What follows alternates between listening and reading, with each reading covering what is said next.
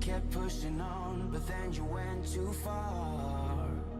When your ship has sailed and all your dreams are lost, everything is wrong, you feel like it's your fault. Just remember, I will be there for you, baby. Remember, there's nothing out there to get you, don't forget it. When life throws lemons, just call me. Just call me. Just call me.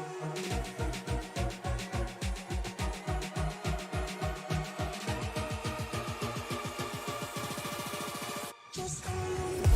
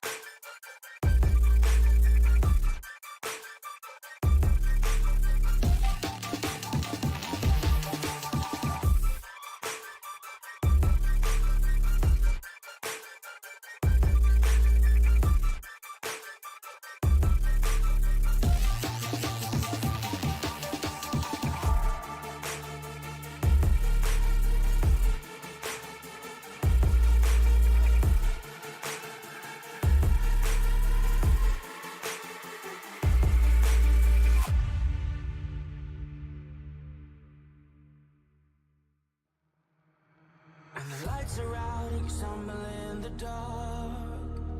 You kept pushing on, but then you went too far. When your ship has sailed and all your dreams are lost, everything is wrong, you feel like it's your fault. Just remember, I will be there for you, baby. Remember, there's nothing out there to get you, don't forget it. When life throws lemons, just call me.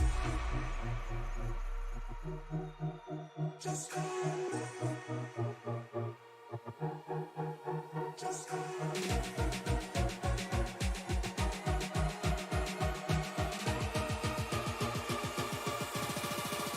Just call me.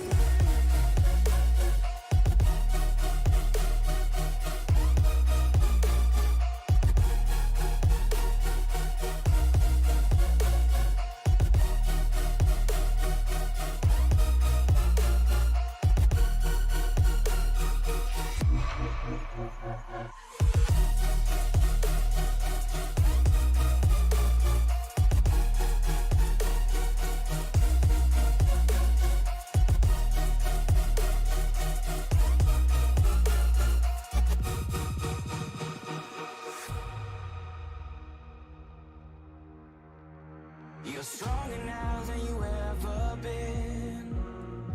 You gotta leave now, it's time to catch the wind. You will climb up high and look through the clouds. And when you're feeling low, I know you'll bounce back. Oh, and just remember, I will be there for you, baby. Remember, there's nothing out there to get you, don't forget it. When life throws lemons, just call me. Just call me.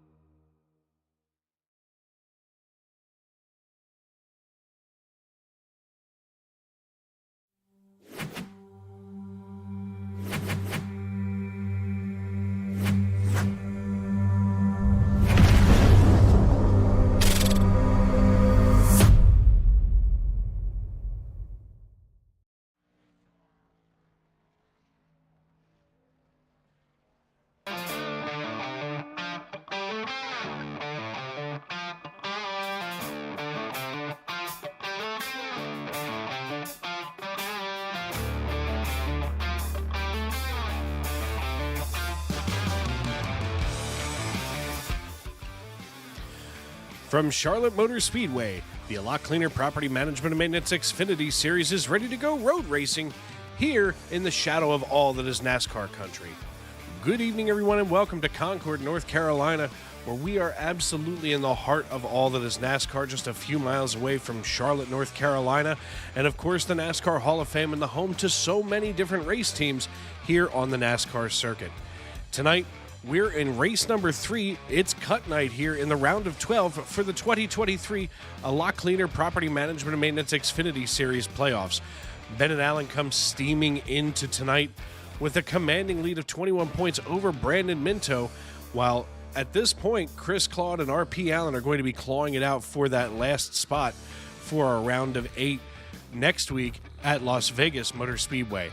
I'm Dave Regal here in the Tony Trapasso Memorial Broadcast booth, and I'll be with you every step of the way, from the green flag to the checkered flag, right here on Sim Racing Media. And folks, glad to have all of you with us tonight, as you know, it's a big night here in the Xfinity Series. Last night in the Cup Series, you probably, if you tuned in with us on Sim Racing Media, you got to see one heck of a show, as it appeared that just barely, Alex Murray was going to lap the entire field, but still spared RJ Root from being put down one embarrassing lap after 109 laps. Tonight, we're just 67 scheduled laps here, as we're going to pull up that beautiful bean footage of what's going on tonight. 81 degrees if you're in the stands tonight. 97 degrees the asphalt temperature here at Charlotte Motor Speedway on the Roval. And, of course, as I had just mentioned, 67 total laps tonight. Stage 1 going to conclude at lap number 20. Stage 2 going to conclude at the end of lap number 40. Drivers going to have 5 total sets of tires, and we're fairly certain that they're not even going to see that, as the fuel pit window is going to be about 35 laps. So these drivers are probably going to be gunning to be able to do this race in in 2 stops-ish.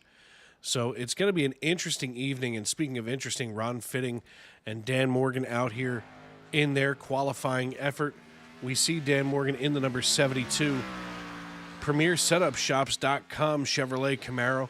A little bit different than what we saw last night. Last night was a bunch of blue ovals in the field, 1 Toyota and a few Chevrolets. Tonight we are actually getting a nice little mix here between the Chevys and the Toyotas.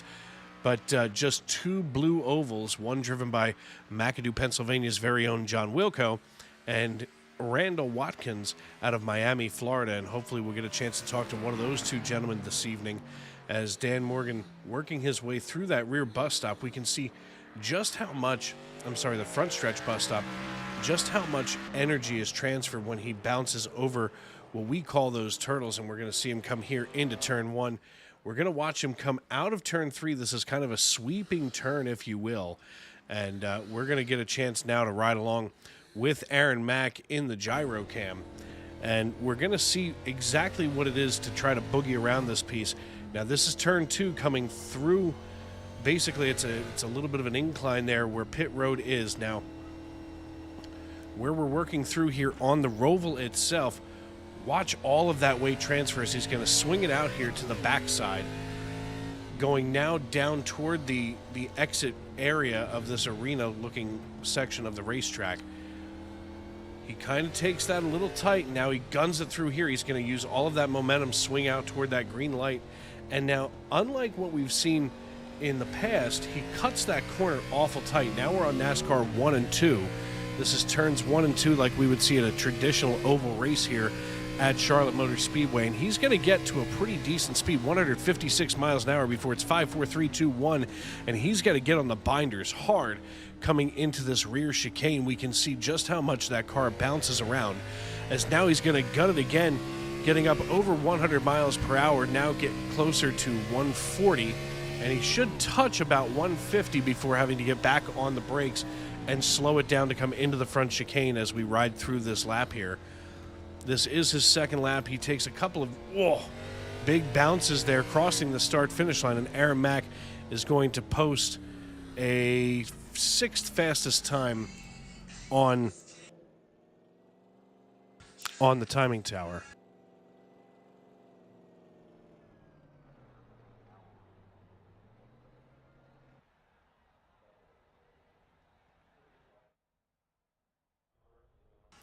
Chris Claude not having a very good first lap, now sitting here on pit road. That, of course, the chief cook and bottle washer of all that is SNN, of course, on the SNN Cup Series on Sunday night right here on Sim Racing Media, here in the Xfinity Series on a Monday night, and Tuesday nights home to the Truck Series. Now, keep in mind that the schedule gets a little goofy here in the Under Series during the playoffs. For the Xfinity Series, we will be going straight through to Championship Monday on November 5th. So next week we go to Las Vegas Motor Speedway for the South Point 400. Back up here. For the Alsco Uniforms 302 at Las Vegas Motor Speedway. As we're going to get back up here as the warm-up is underway.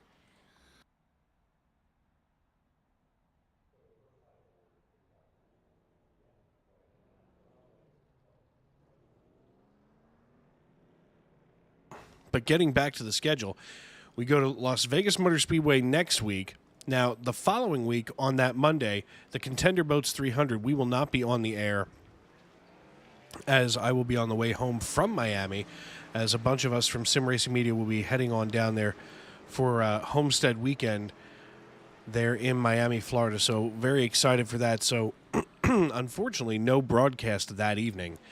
Then on October 30th, the Xfinity Series heads on over to Martinsville to the Paperclip. And then, of course, that concludes the round of 8, and the Championship 4, of course, being November 6th at Phoenix Speedway, as it will be 200 blistering laps at Phoenix. And folks, thank you for spending the last 29 weeks with us. It's been an incredible season all year long. And as I had just mentioned, things schedule-wise are kind of goofy here, moving deeper into the season. Now, of course, the trucks did not race last week, and they will not, the trucks raced last week at Talladega Superspeedway, where Gabriel Lafreniere brought home the checkered flag. Then, of course, the trucks are off this week and next week, and won't be back until the 24th. That's when you'll hear the dulcet tones of my voice, as we will be covering the Baptist Health 200 from Homestead for the Truck Series. Then they're off one more week, and that leads them into the Championship 4. Of course, that will be on a Tuesday night right here on Sim Racing Media. The Stacey Strong Cup Series featured on Sunday night in prime time, going green at 7:30 p.m. This is the straightest schedule there is moving here toward championship weekend. They go Las Vegas, Homestead, Martinsville, and Phoenix for championship week. So it's going to be a busy stretch of weeks for the Cup Series and the Xfinity Series, the Truck Series. It's just kind of like teeth if you're from West Virginia, summer teeth. Some are there and some are not, and some are races and some are not. Of course, tonight, all kinds of other things going on in the sporting world. We'll be checking in on a few different things. Of course, Monday Night Football over on ESPN featuring the Hall of Famer Troy Aikman and Joe Buck. And, of course, also down in Hotlanta, something that's near and dear to Chris Claude and I, is the Phillies taking on the Braves in game number 2 of the NLDS. So we'll be checking in on that throughout the evening. So it's going to be a big night, and this is probably the most magical time of the year in sports. I mean, we've got NASCAR playoffs, we have baseball playoffs. The NFL is getting underway and really getting into the meat of the season. Wednesday and Thursday night, the NHL faces off for the first time this season, and of course, looming ahead is basically the soap opera of sports, the NBA. As it just seems like we're always talking about free agents and player mobility, but we never know whether or not anybody's winning until we get to the playoffs. It's always very interesting, so we'll probably touch on that too at some point. But once again, want to welcome everybody in. Thank you for making us a part of your evening. I'm Dave Regal here in the Tony Trapasso Memorial Broadcast booth. Looks like Alex Gangler there just got a little wild. Let's just run that back. That was kind of an interesting thing. We just happened to catch it from the blimp as we were floating around this racetrack. And, every now and then you catch somebody getting a little wild. And here, even in the warm-up session, it's Alex, as he's going to cross the start-finish line here going into turn number 1. This is going to be a turn that we see all night long, being a little treacherous, as there's a lot of energy transfer here going up that little hill, down and then into the roval itself. And if you come into that roval with either cold tires or a little bit too hot, that's exactly what you can do, as Gangler just pirouettes himself to safety instead of burying it into the wall. Take a look at Alex Princeton, Brandon Minto, of course, Bennett Allen currently not on track. Brandon Minto in his number 12 Oklahoma University Chevrolet Camaro. Like I said, these drivers are going to be out here basically for blood, especially in that top rack there. Bennett Allen, Brandon Minto, Aaron Mack, Gabriel Lafreniere. Right now, they're your top 4. Rich Jett, John Wilco, Zachary Vaughn, R.P. Allen, and Chris Claude, your top 8. Now, the interesting thing is if you look at R.P. Allen and Chris Claude on our standings over on SimRacerHub.com, they're tied right now for 8th position, so a lot can happen if Preston doesn't have a good night or if Chris doesn't. John Wilco also kind of on that bubble. I mean, he wouldn't necessarily drop down, but it may be enough to open the door to allow Chris Claude to claw his way into that round of 8 as we get ready to go over to Las Vegas. The field now gritting themselves up tonight as we're going to get that graphic up on the screen for you folks. Bennett Allen sitting on the pole as he gets in the car, out the car. And we can see that all 16 of these drivers tonight, of course, we see them from top to bottom, that are scheduled to take the green flag. They're ready to rock and roll. These drivers all season long, you can tell who it is that's most dedicated to their craft here in the Xfinity League when you see them on a road course. This is a different discipline for each of these drivers. For some drivers, definitely not fun, so to speak. It looks like Bennett Allen going to be starting from the pits for reasons I'm not quite sure of. So Brandon Minto going to start on the outside pole all by his lonesome. Gabriel Lafreniere now moving into that front spot there on row number 1. Row number 2 going to be made up of Jeremiah Mullins and big brother R.P. Allen. We'll talk about the Allen brothers and something that's going to be near and dear to our hearts all evening long. Row number 3 going to feature Aaron Mack and Ethan Ball, while Ron Fitting and Alex Princeton going to be sitting in row number 4. Of course, Alex Princeton, the product and the pride of Lake Elmo, Minnesota. Nick Hansen and John Wilco from McAdoo, Pennsylvania, going to be in row number 5, while Rich Jett and Chris Claude going to be featured in row number 6. Row number 7 made up of Dan Morgan and Alexander Gangler, while Bennett Allen, it appears, is going to be starting from the pits, and Randall Watkins may be skipping the start, as I don't see him making any time here yet, but we'll see what goes on here with Watkins and Allen. 67 laps, the scheduled distance tonight. Glad to have everybody in here with us on Sim Racing Media. If you haven't done so already, why haven't you? It's been 29 weeks. Make sure to subscribe, turn on those bell notifications. Let us know who you're pulling for. We have a really great community on Sunday nights, a really great community on Tuesday nights. You know, try to get yourselves in here on a Monday night. Make yourselves heard. Let us know who you like to see out here on the racetrack as we look at some of these awesome paint schemes, and we'll be going through those tonight as well, I'm sure, as we should have plenty of time to look those over.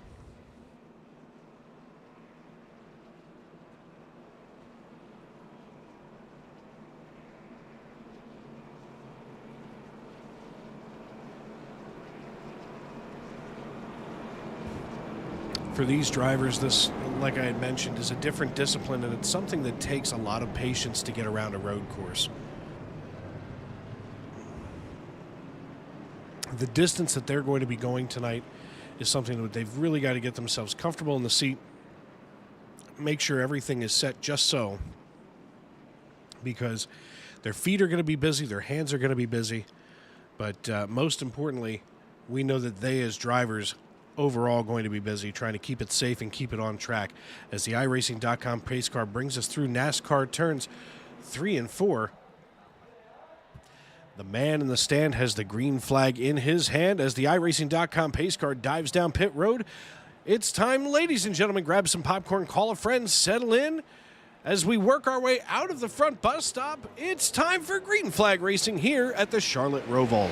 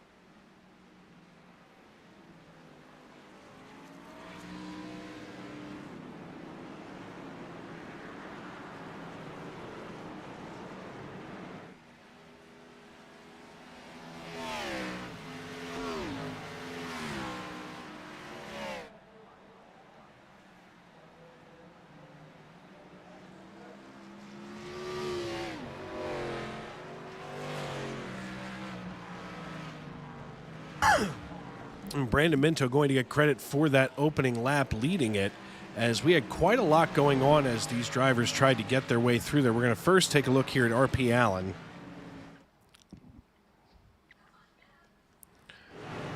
R.P. Allen right there in that number 7 Yahoo machine, that Toyota Supra, as he comes out of turns 3 and 4, I'm sorry. Toward turn 5, it looks like maybe he gets it a little wild as he gets right on the inside now of Gabriel Lafreniere. Lafreniere kind of shoving him against the wall, and then he catches the nose right there of Ethan Ball. So that's not going to be a good thing there. And we're going to take another look at that, as well as we're going to see the 96 of Ethan Ball and what he catches here with RP.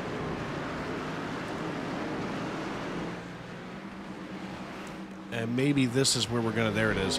Catches that curb, he comes out of here and just kind of gets collected by RP Allen. And then, unfortunately, RP Allen, as he's trying to get back underway, it's almost like he broke that front toe link and just slung that rear end into the concrete. So that's not a good way to start if you're RP Allen tonight. As Alex Princeton now, Aaron Mack now, your race leader, as we've had all kinds of shuffling. Everybody, my goodness, let's see if we can get this all caught up. This is definitely a more eventful stage stage 1 than we saw last night. Right now we're taking a look at Rich Jet. That's going to be here in the double natural.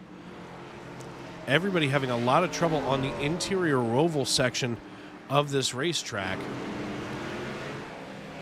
As we see Rich just coming through.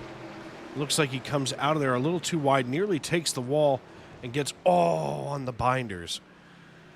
Aaron Mack then we'll get to here. Aaron Mack here in the 31. He's on NASCAR 3 and 4. I'm pretty sure I know what's about to happen here. We see a lot of this all night long as we go through this track, where guys get a little wild trying to get on those brakes coming into that rear chicane, and he manages to keep it off the wall and keep it rolling forward. My goodness. Then Brandon Minto winds up having a problem in the same neck of the woods. So I'm sorry for having to go through so many replays, folks, but I don't want you to miss anything, that's for sure. Because we're going to be going to Lafreniere next. As here on that front chicane, Aaron Mack getting a little wild, and I bet dollars to donuts he's going to need a Tums after this one. 3, 2, 1 into turn 1. And there goes... I don't know what the problem with Minto was, or why they decided that he was too slow. Take a look at Gabriel Lafreniere and see if it was just something that maybe was scored wrong speed-wise. We may have to make that adjustment. And now Bennett Allen getting involved in something. We'll see what happens here with Lafreniere coming into the front bus stop. Definitely unsettles the car as he's chasing Brandon Minto, but still nothing really doing. I'm not sure what brought that onto my screen here.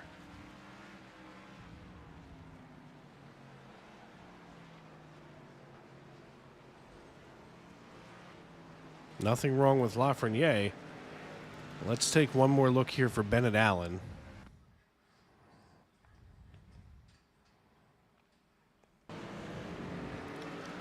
As maybe there's just something that we can change here.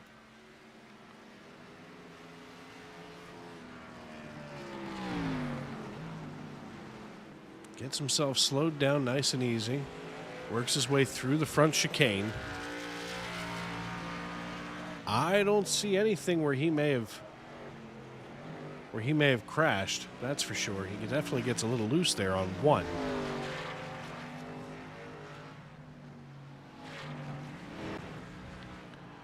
But that'll shuffle things around and put Brandon Minto back to the point here.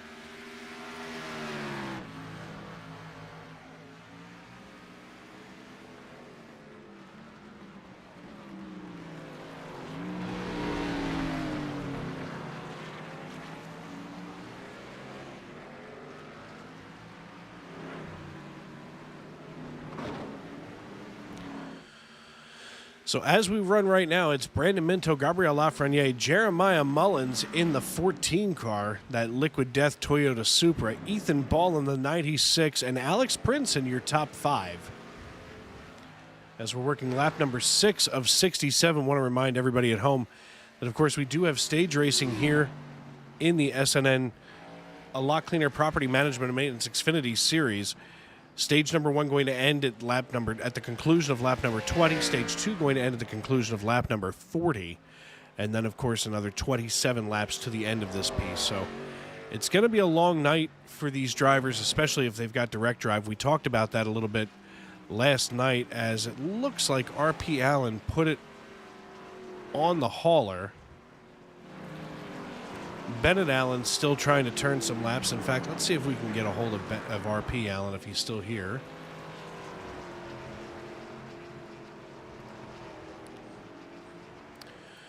Hey, R.P., it's Dave up in the booth. You got me? I got you. Hey, man, listen, rough start to the race for you. Take us through that and tell us what happened.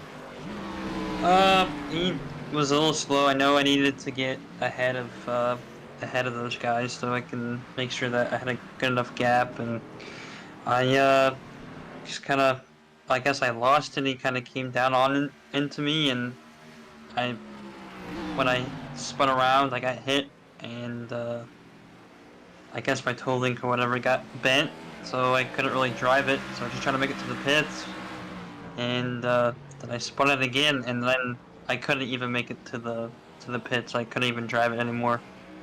So I just parked it. There's really no point for me to go back out there because I will not be making time. So no more playoffs for me. Well, there's always a chance. There's always a chance. I guess so. I did want to touch base with you because I know that your brother and you and Chris and I were having a discussion before going on the air tonight. I know that you guys are very special to me.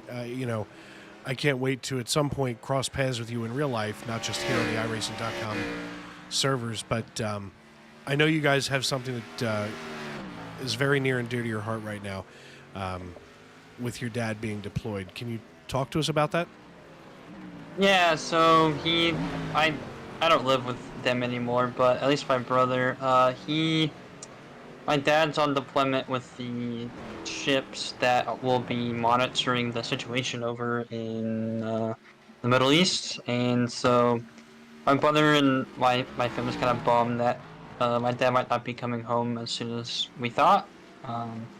And it's kind of a interesting situation because it could be in a lot of danger if they decide to put him boots on the ground. So it's just a very unsettling situation for those people involved in that.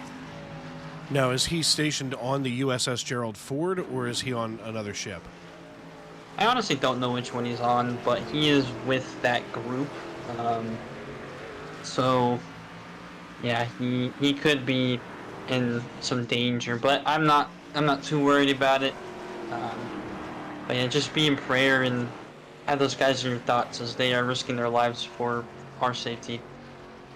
Absolutely. I mean, one of the things that your brother always makes a point to do is to thank God for allowing him to do what you guys do out here on the racetrack week in and week out. And right now we need to be lifting your dad up in prayer and in our thoughts here on Sim Racing Media, and I know that that will be felt network-wide for sure as this one hits really close to home for you guys. So know that we're thinking of you, and we've got you, buddy. Thank you. I really appreciate you guys. All right, my friend. Listen, I'm going to send you back on up there to Chris, and, listen, it's going to be a long rest of the season. I agree. I'll get some wins, hopefully. I'll get some wins. Don't worry about it. I'm not too worried about it. Neither are we, trust me. All right, have a good night. Yeah, you too, man. And, of course, the great voice of R.P. Allen. We're glad to have him with us. And, folks, what's going on right now in the Middle East is something very unsettling for so many. And, you can sit and you can watch your MSNBCs, your CNNs, your Foxes, and, it can seem like it's a world away. But for the Allen brothers, this is right there in their living room. Even though that RP doesn't live with the family, as he had mentioned, he's of course on his own. But we look out and we see these radical protesters destroying the Israeli flag and trying to be angry at one another and wage war with one another. And the United States does what the United States does. We are out there sometimes as the world's police. And it doesn't matter what side of the aisle you sit on, when someone is deployed like that, you're always worried, especially when they turn that red knob to up to ludicrous. But back to the race here. Randall Watkins having himself an issue here, as we're going to see him pull off of pit road for Miami-Dade Fire and Rescue. So now I really need to talk with him as he rolls off. Not sure what's going on with Randall. And it looks like he's just going to put it in park yet again. So we'll have to find out what's going on with Randall. Let's see if we can get a hold of him. As he is not in the chat anymore. Not sure what's going on with him, but again, I'm hoping that maybe in a couple of weeks, well, next week when I go to Miami, that maybe I get a chance to meet with Randall, and now that I see Miami-Dade Fire and Rescue, I've really got to meet him, as I've spent my entire life in, around, and with the fire department, the volunteer fire department, that is. But obviously, that family is just as broad, if not even more broad, than some of our military families in this nation. As Brandon Minto leads us here on lap number 10 of 67 tonight. Gabriel Lafreniere trailing him by just a second even. Now, there's 12 seconds back to Jeremiah Mullins, but still a couple of close battles on the racetrack as Ethan Ball chasing down, oh my, the 14, as they're going to go side by side in NASCAR turns 3 and 4 as Mullins backs himself off just a little bit here. Probably a wise decision as they come back onto the front stretch. Now we can see Ball moving his way through that front chicane as the man in the stand takes a look at them. They come back down onto the front stretch. We can see a little crinkle-dinkle there on the 96 of Ethan Ball. But just what an incredible racetrack it is here on the Roval. Checking in right now. If you don't want to be spoiled, shut your ears. And, of course, bear with me here, folks.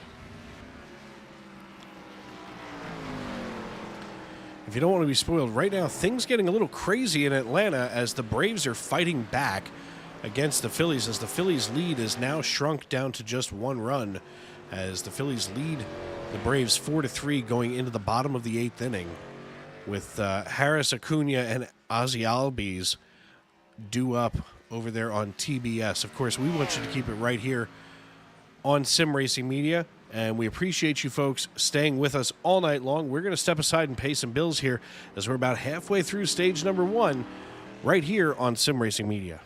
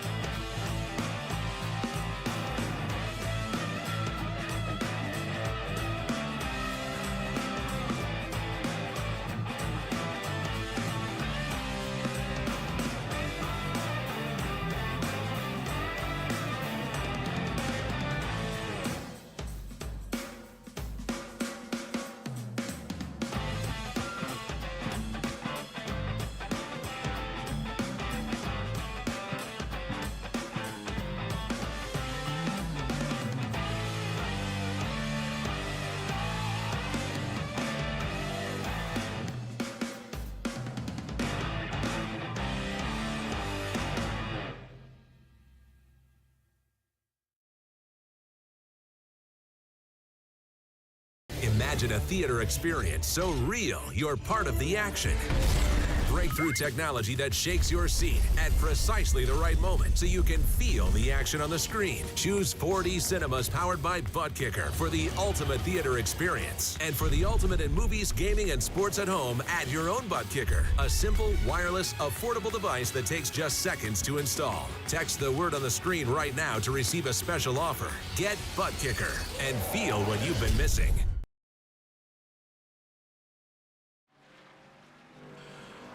Welcome back to Concord, North Carolina, where Gabriel Lafreniere has taken over the lead away from Brandon Minto, as Minto has just suddenly faded back here to 2 seconds behind. In fact, let's take a look and see what happened when Brandon Minto and Gabriel Lafreniere were going at it. We'll go right to the moment of the pass. We can see them here on that rear turns 3 and 4. Lafreniere getting here on the inside of Minto, and Minto just kind of letting him by. As they go into the front chicane, Lafreniere secures that lead spot, and that brings us to where we are right now. So kind of an interesting swing of events, if you will. Here on lap number 14, looks like John Wilco has had himself an incident. We'll take a look back here and see what happened.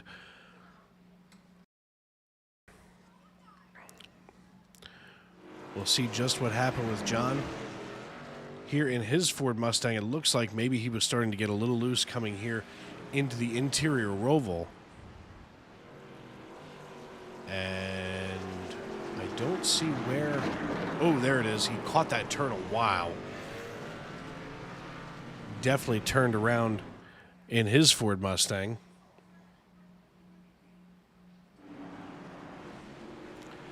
Meanwhile, Gabriel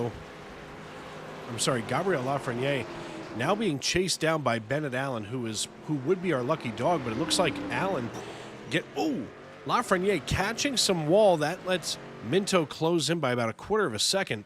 Meanwhile, Bennett Allen just scurries away like the mouse who stole the cheese, as he just got his lap back the old-fashioned way.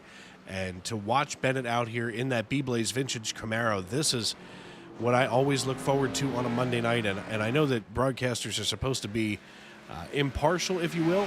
I am not.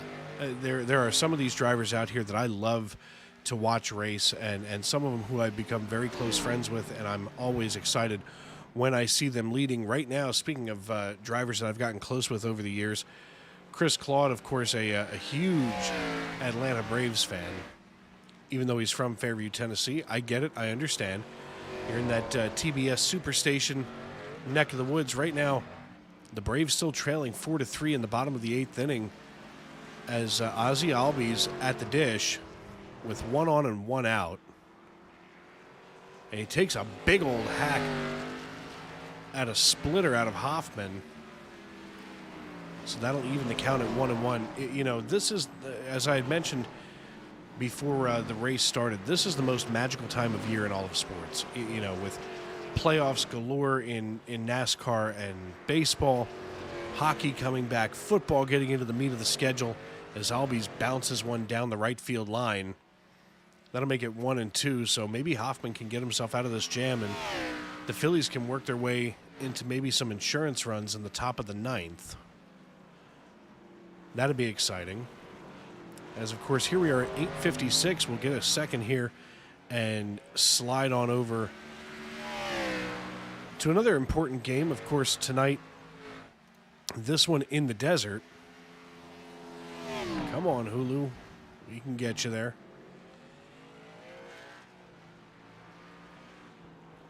As we're waiting for Monday Night Football to come back from commercial.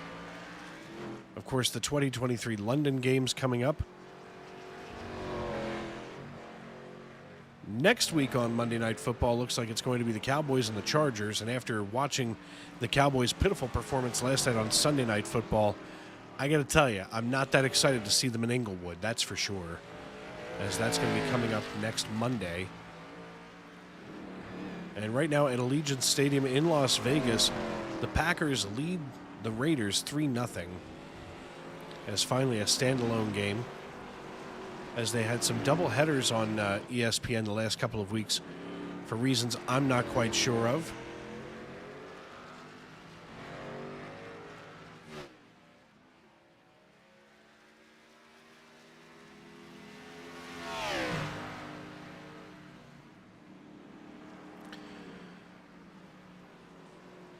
as we still kept an eye here on Bennett Allen. I guess some of these folks in Atlanta looking a little nervous here. Gabriel Lafreniere still leading this piece now by 2.6 seconds over Brandon Minto. Ethan Ball, Jeremiah Mullins, and Alex Princeton, your top 5. Chris Claude has worked his way back onto the lead lap. So that's good to see, especially after what we saw last night. So 11 cars on the lead lap here with just a couple left here in stage number 1. I want to welcome everybody in here to the A Lot Cleaner Property Management and Maintenance Xfinity Series live on Sim Racing Media. Dave Regal here in the Tony Trapasso Memorial Broadcast booth. Addison De Rosiers says, let's go Minto. As well, Addison, he's about 3 seconds behind Gabriel Lafreniere, our neighbor from the north, from Saint Jude. And I'm always excited to see some of these drivers that we don't always get to see up atop the pile. And Lafreniere has been a leader all season long. But, you know, at a road course, it's almost like a wild card race. And sometimes I think NASCAR builds those into the season, you know, especially here during the playoffs for some really cool reasons. Don't get me wrong. You know, as, of course, I'm looking here for our season, you know, in the playoffs, there always has to be some type of a wild card. Of course, we've got, in the Xfinity Series, the wild card is right here at Charlotte. In the Cup Series, there's 2 wild cards, kind of. It's, you know, Talladega and the Roval here at Charlotte. And then we get a little bit more traditional as we go to a couple of intermediate tracks at Las Vegas and Homestead, and then Martinsville, the short track. And there are some drivers that are just really great short track drivers. As all of a sudden, the Atlanta Braves just hit a 2-run home run and take the lead away from the Philadelphia Phillies, and now lead the Phils 5-4. And that's enough to make this broadcaster throw up all over his microphone as we're here on lap number 19 of 67. I'm sure that'll make Chris an awful happy boy.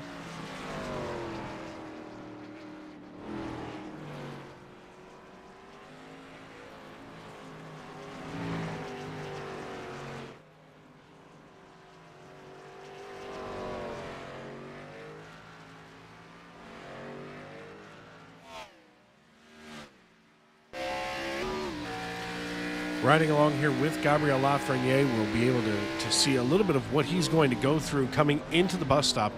He's going to gear all the way down to second and bounce over these curbs, or turtles as they're affectionately called by drivers in real life.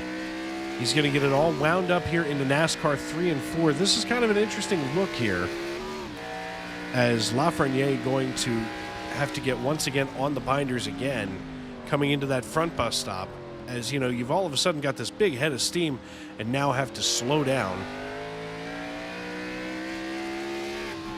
3, 2, 1, get on the brake and get geared down almost a second, if he's not already there. He holds the throttle open a decent amount here coming into the carousel. And as he rides through 3 and 4, this is kind of a carousel area, he takes that nice and graceful. On this last lap of stage number 1, it looks like just ahead of him, he can start to see that does look like John Wilco. Looks like Wilco may be able to stay on the lead lap this time around. And at this point, there's no reason for Lafreniere to put him down a lap. But, you know, when in Rome, do as the Romans do, as he's now going to swing out of the interior oval and on to NASCAR 1 and 2. Passing that Concord, North Carolina water tower. 5, 4, 3, 2, 1. Get on the binders as we come into that rear bus stop now. A big bounce, another big bounce, and he's closing in on Wilco, but it doesn't look like he's going to get there, as I had mentioned. But it looks like Gabriel Lafreniere going to be our stage 1 winner, barring some kind of catastrophe, if you will. As he is right up on the rear bumper of Wilco. Wilco bouncing out of that front, and he stays on the lead lap. But Gabriel Lafreniere brings home the green and white checkered flag. He's going to be followed by Brandon Minto, Ethan Ball, Alex Princeton, and John Wilco still being scored a lap down. He shouldn't be. That may have been when they threw the caution flag out. We'll have to get a ruling from race control.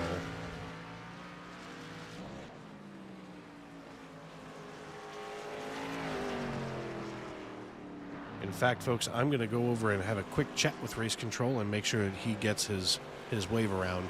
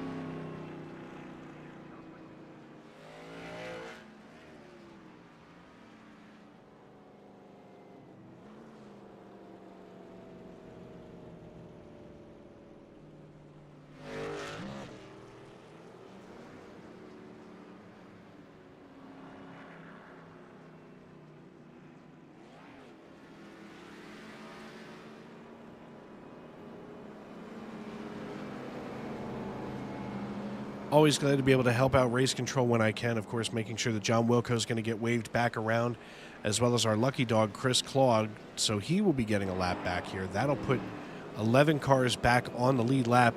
And we're going to see if we can get a hold of Gabriel Lafreniere. And, of course, he is not.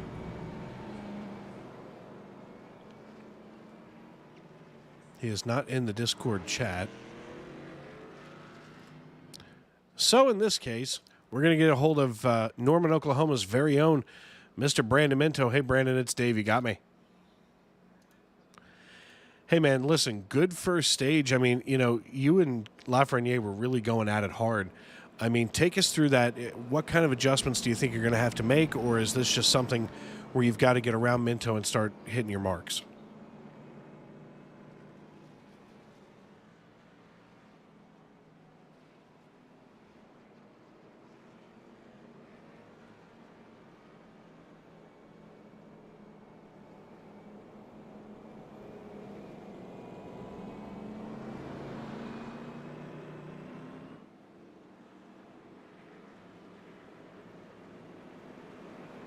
To stay in front of him. I knew he was a lot faster than me, so as soon as he got ahead, he was going to be checked out. And then once Bennett eventually gets back up here, I know he's really fast, so he's going to check out. So I think the battle's going to really be with Bennett and Gabriel in stage 3. Yeah, I watched Bennett get his lap back the old-fashioned way, and I was, for the rest of you, very scared.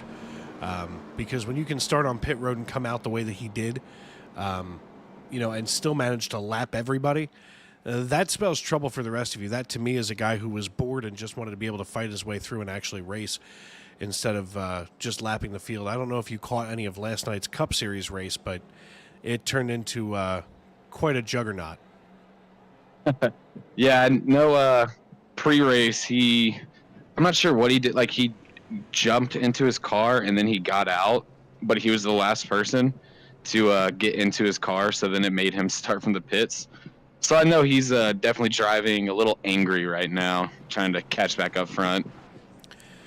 Yeah, well, you know, and the scary thing is now when I see Bennett Allen drive angry, you know, he still keeps a cool head about himself. It's not like, you know, when RP's out there, because if RP drives angry, bad things are going to happen. Yeah, it looked like I don't know if it was lap 1 or the initial lap or lap 2 or what happened. I know RP tried to jump under Lafreniere coming through here, this turn that we're approaching now, and then they ended up getting into the wall, and then like 2 seconds later I saw the RP like backed out, her to like quit. So I don't know if that was just his anger getting the best of him, even though it was still early on. But yeah, Bennett, Well, he's he had definitely broken calmed down a lot. Our RP had broken a toe link, and it definitely wrecked the car. So there was no sense in him trying to get it fixed and get back out here. So I had already spoken with him. So just a rough night for RP. But listen, a good night so far. It looks like Alexander Gangler leading the field. I'm not sure if he snorted something crazy. Yeah, I don't think he pit. So this is going to be a nice experience here. Yeah, well, I mean, you've got a 35-lap pit window from what I gathered, so we'll see what happens the rest of the way, but congrats on P2 here in Stage 1, so we'll see what happens here in Stage 2. All right, thanks, Dave. All right, brother man. Going to send Brandon Minto back up to the Ferta Motorsports chat here. Always glad to get a chance to talk to the young man out of Norman, Oklahoma. So get some of these graphics off the screen.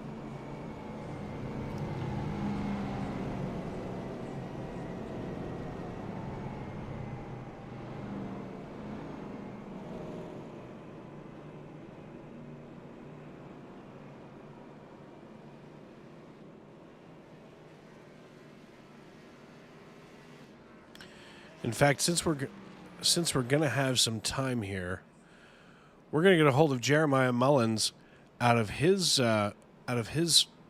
race chat here in Slick Shift Racing. Hey, Jeremiah, it's Dave up in the booth. You got me. Hey, how you doing, Dave?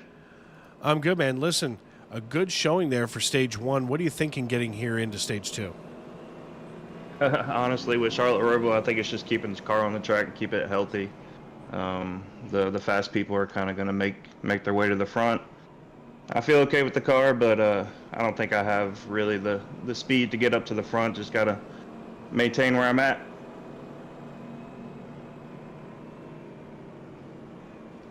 Yeah, maintaining where you're at's half the battle in this place. I mean, you know, and hitting those marks consistently time after time. I mean, you know, watching some of you guys go over the curbs and over the turtles here, I mean, is just violent. Now, are you racing with a direct drive, or do you have a belt-driven wheel?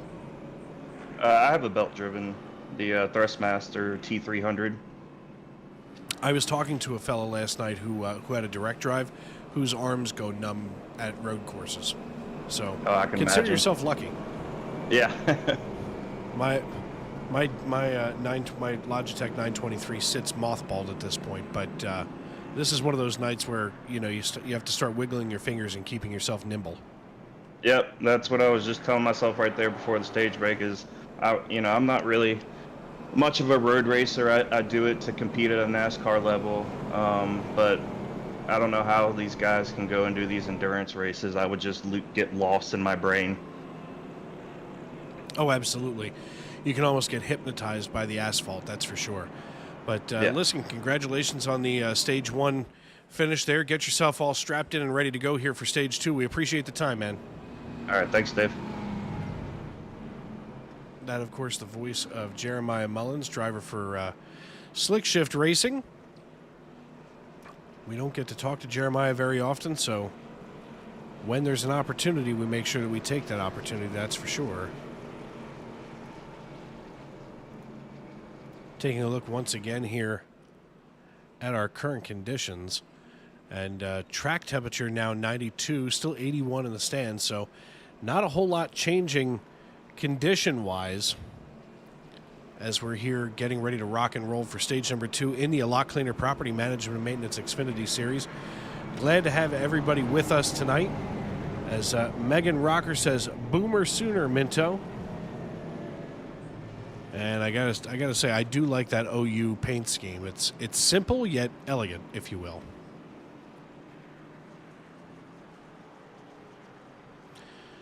So as we get ready to go back green flag racing, it's going to be Gabriel Lafreniere with control of the field over Brandon Minto, Jeremiah Mullins, Alex Princeton, and Bennett Allen, your top 5. Nick Hansen, Aaron Mack, John Wilco, Ethan Ball, and Chris Claude, your top 10. 11 cars on the lead lap as the iRacing.com pace car gets ready to make the peel down pit road.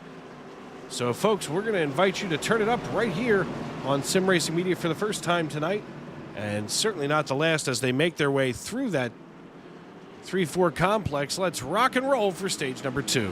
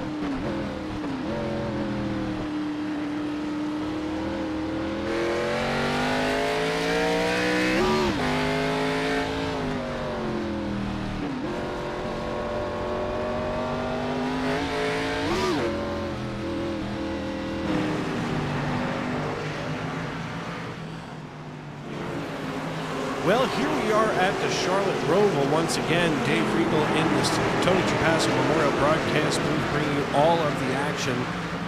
As we're going to bring that iRacing.com audio down just a hair, if you will.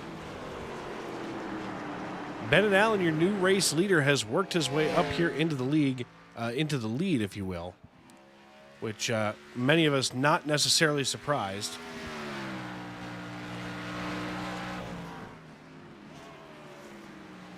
As we're going to see Bennett Allen right here from Chattanooga, Tennessee, start to turn his laps, and this is where we're going to start to see that cream rise to the top here in stage number 2. I mean, Bennett Allen is one of those drivers where week in and week out we see him, digging through the race, and this is where he starts to shine. He's starting to put about a 5-second gap between himself and Gabriel Lafreniere, and just ran the fastest lap of this race at 1 minute 21.71 seconds. So obviously a pretty quick time there getting around. In fact, now we're going to be able to take a look here at some of our advanced statistics. Maybe look at these lap times between Allen and Lafreniere. Lafreniere about a second slower now. So that's only going to make things worse for him, as Bennett has now gone out like he's got a tank full of nitrous, that's for sure, to start turning these laps. Of course, during our break there, want a quick peek over there to the Philadelphia Phillies, who now have fallen to the Atlanta Braves and split that series 1-1. So right now the Phillies got to go home and steal a pair from the Braves in South Philadelphia. Can't say I'm very happy about that, but it is what it is. As the Braves did manage to battle back this evening.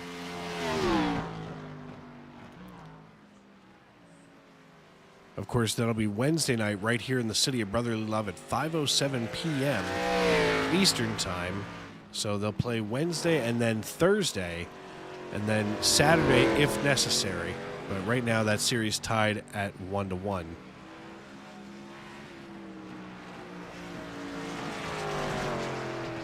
Pretty disheartening, as right now the Diamondbacks lead. Well, the Diamondbacks are kind of in the same position the Phillies were. They're on the road. They're in Los Angeles. They're playing a division foe in the divisional series. So kind of an interesting look at things, as the NL Central kind of quiet, if you will, here in the postseason. In fact, let's take a look here at that NL Central. Not one team from the NL Central is alive yet in the postseason, as right now it's literally split east and west. The NL Central, of course, the Milwaukee Braves. Milwaukee Braves. Milwaukee Brewers. They haven't been the Braves for decades. But the Milwaukee Brewers fell to Arizona 2-0, being swept out of the postseason in the first round.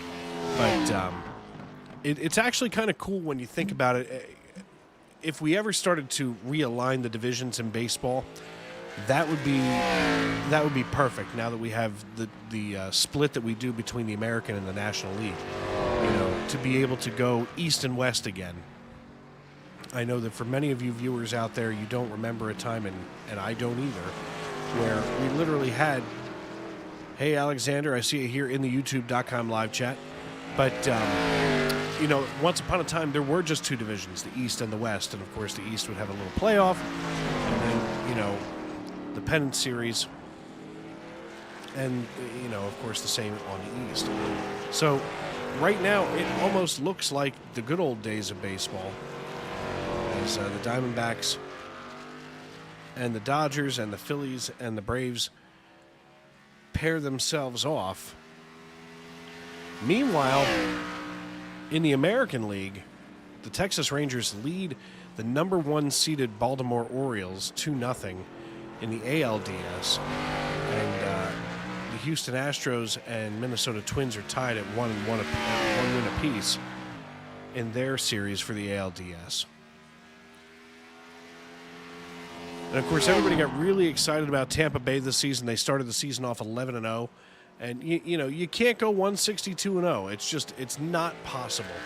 No matter who you are, no matter what team you are, I don't care how crazy you are. There's no way that you're suddenly going to just go 162-0. It's not possible.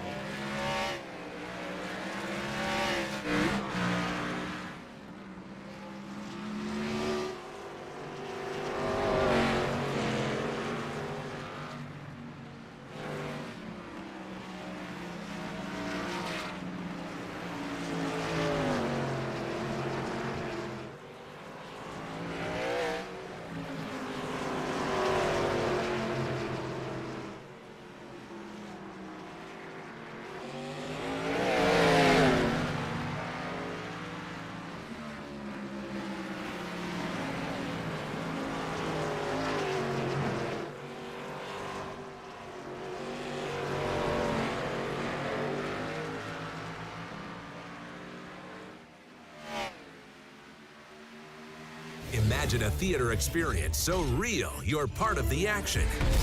Breakthrough technology that shakes your seat at precisely the right moment so you can feel the action on the screen. Choose 4D cinemas powered by Butt Kicker for the ultimate theater experience. And for the ultimate in movies, gaming, and sports at home, add your own Butt Kicker. A simple, wireless, affordable device that takes just seconds to install. Text the word on the screen right now to receive a special offer. Get Butt Kicker and feel what you've been missing.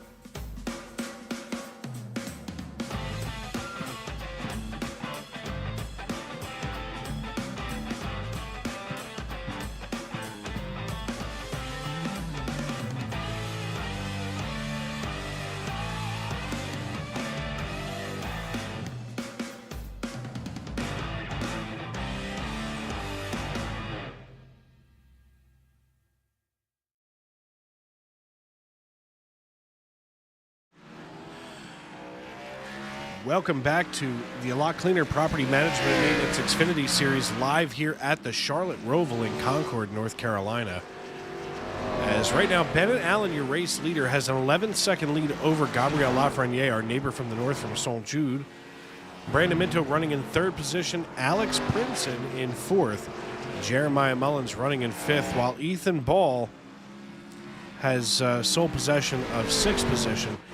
Nick Hansen, Aaron Mack, Alexander Gangler, and John Wilco round out your top 10, but a little bit ago we had some incidents here on the racetrack. We'll take a look at them.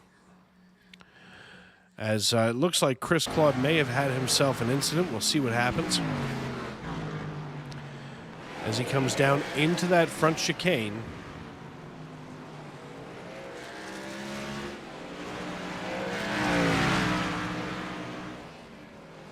He's got Alexander Gangler to his left and just, overcooked the corner. In fact, let's see what happened with Chris. It almost looked like a hardware failure as he locked up the front wheels. Let's see if we can get right here into his cockpit. As we see Chris here just trying to lock him up. He can't make it turn and noses it in. Pops that hood up, backs it up, and stays moving.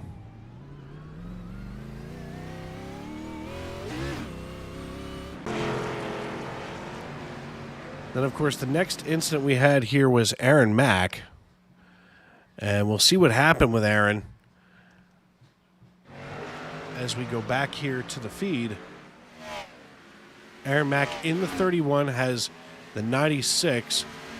That's Ethan Ball on his inside in NASCAR 1 and 2. They come down the back chute into that back chicane, and he just overcooks that chicane. He sends Ball off to go straight, and that's got to be frustrating for Aaron as well.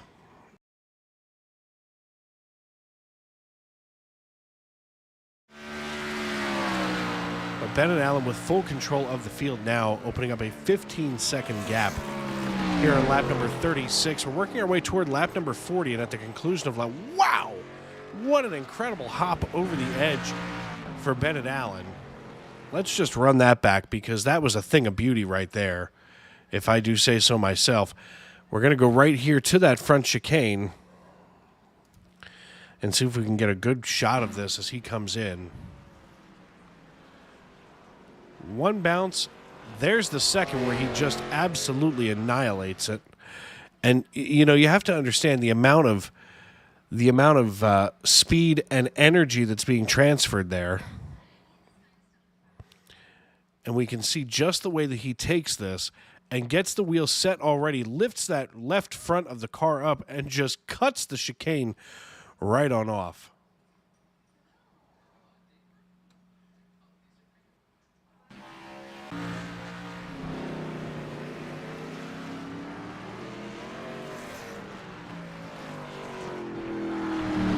Looks like Gabriel Lafreniere may have gone off track here. We'll take a look back here as it just seems to be playing a little bit of catch up here on what we missed. Oof. Gabriel Lafreniere doing a little bit of landscaping there. That allows Brandon Minto to squirt by as Lafreniere going to take out a couple of cones and get back on the racetrack. That does open the door for Minto to go to second position now, with about a 20-second distance between himself and Bennett Allen. So right now, Minto's got to be wondering if he can get himself clawed back up there to get close enough and maybe just hold off Lafreniere to get here through stage number 2. But a lot going on in the world of sports, as I had mentioned. We'll just quick hop over here as right now the Diamondbacks have extended their lead 3-0 over Los Angeles, or as Jerry Jones called it, Los Angeles. And right now the Packers, with 47 seconds left in the first half, trailing the Las Vegas Raiders 10-3 out there in the desert. Of course, the NBA in preseason action right now. Looks like the New York Knickerbockers beating the Boston Celtics 91-85 with 12 just going into the fourth quarter. San Antonio beating the Oklahoma City Thunder 83-80 over on NBA TV. Nothing doing yet as right now the NHL is off tonight.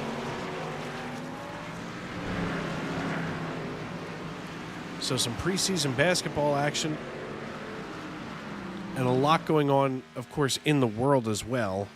And we had talked a little bit ago to RP Allen. Of course, RP and Bennett Allen's father being called up and deployed with a group that's headed by the USS Gerald R. Ford into the Middle East. Of course, some protesters turned deadly, and it turned into all-out war now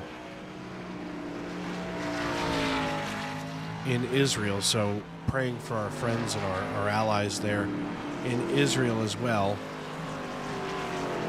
You know, because we can all get kind of lost here on iRacing and in the escapism that we experience on iRacing.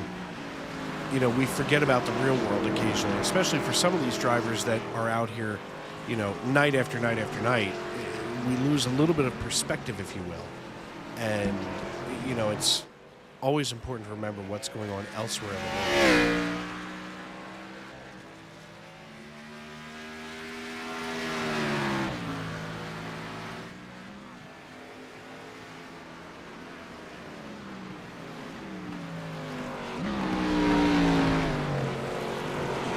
Alexander Gangler and John Wilco going at it hot and heavy right now for that last spot here on the lead lap, as Chris Claude going to be our lucky dog when that green and white checkered flag flies, as Bennett Allen has just begun lap number 40. So at the conclusion of lap number 40, the caution flag will come out,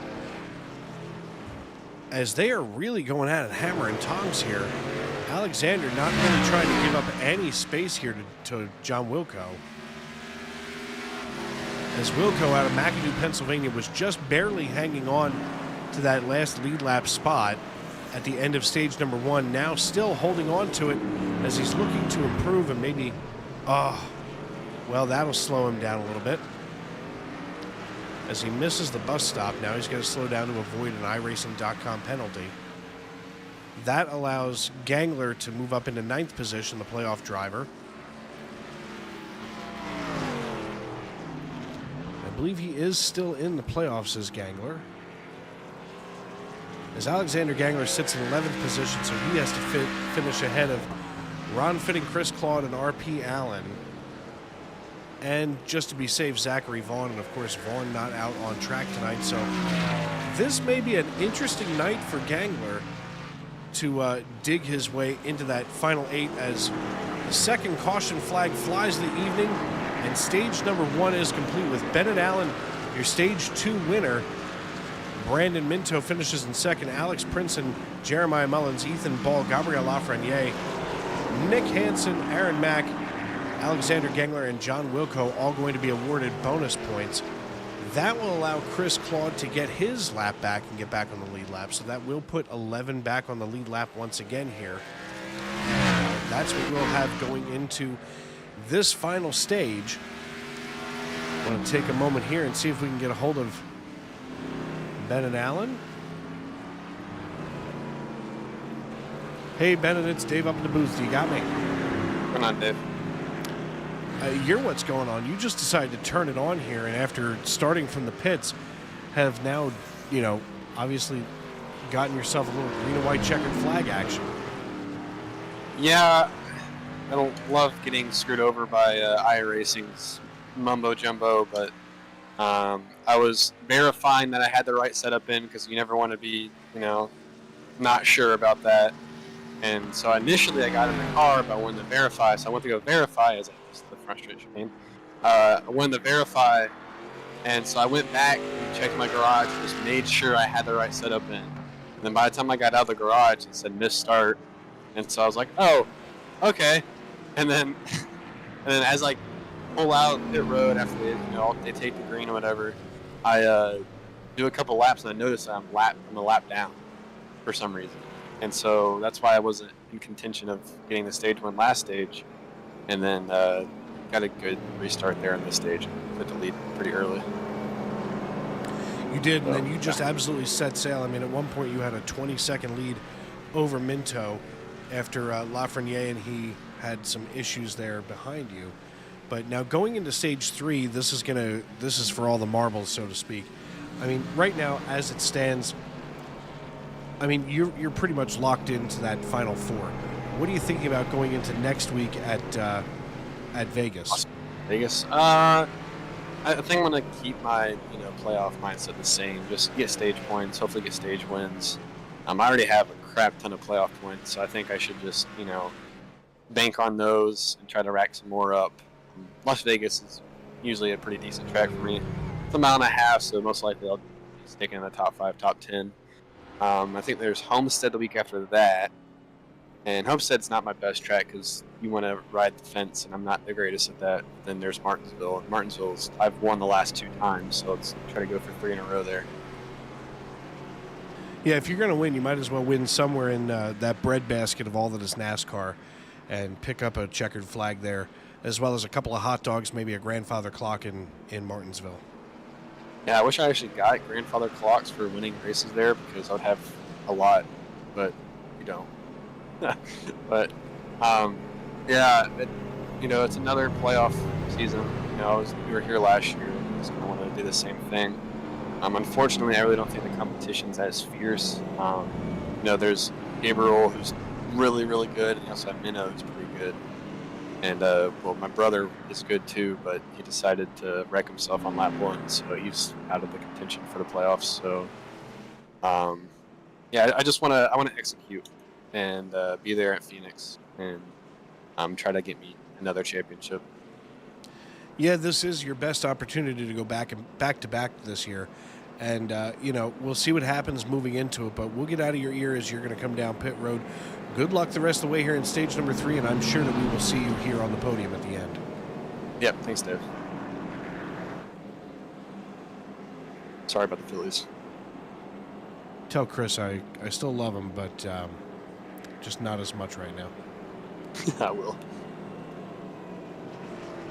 Of course, that referring to the Phillies losing to Chris Claude's Atlanta Braves, as quite frankly, I'm not a happy camper with it. I'm just downright angry.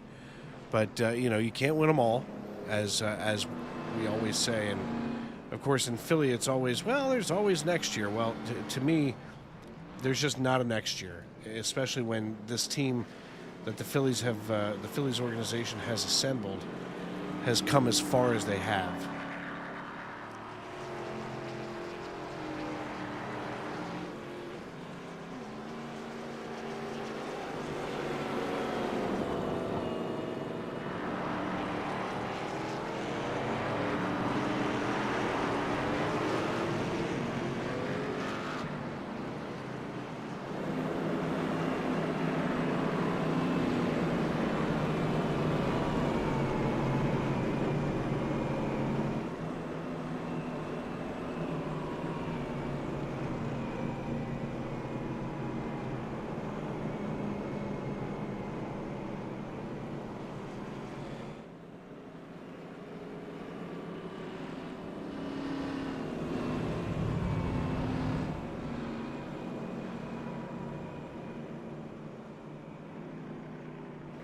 I want to thank everybody for tuning in tonight here on Sim Racing Media.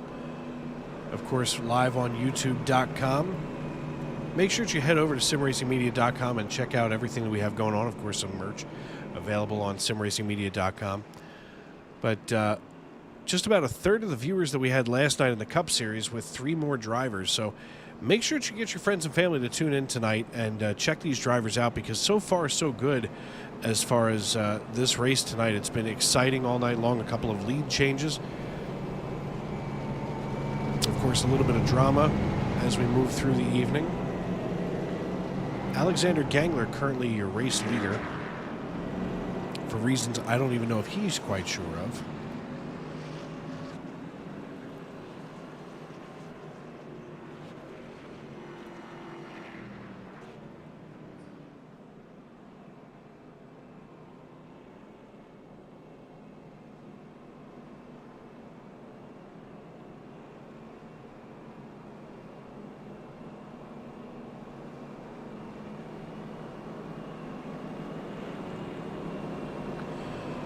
There goes Gangler into pit road. He'll get some quick service there. Looks like Dan Morgan going to be coming down for, going to be waved around, that is, as well as Ron Fitting.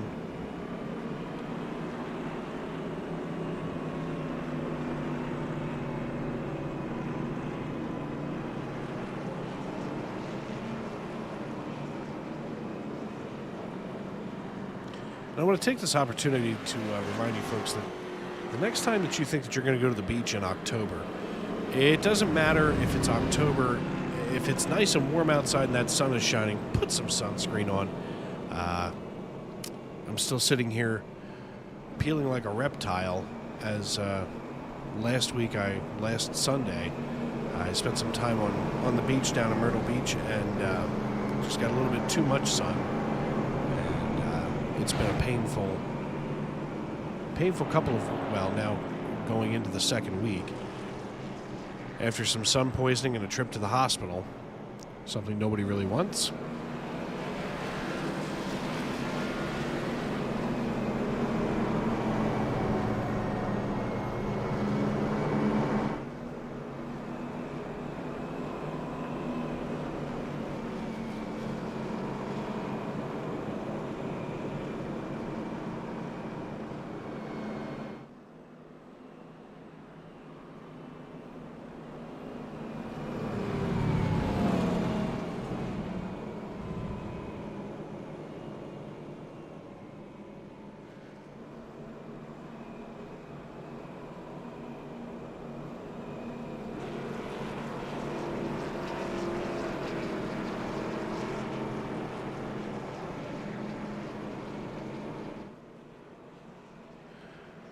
Well, thanks for the hiccup, SDK.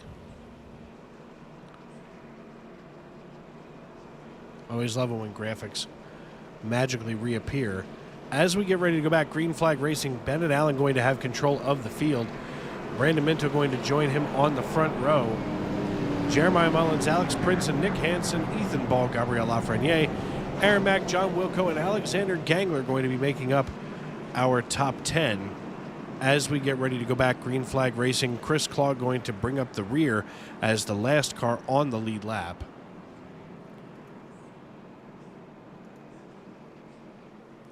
And we're going to invite you folks at home to turn it up right here on Sim Racing Media as we get ready to go green flag racing here in stage number 3.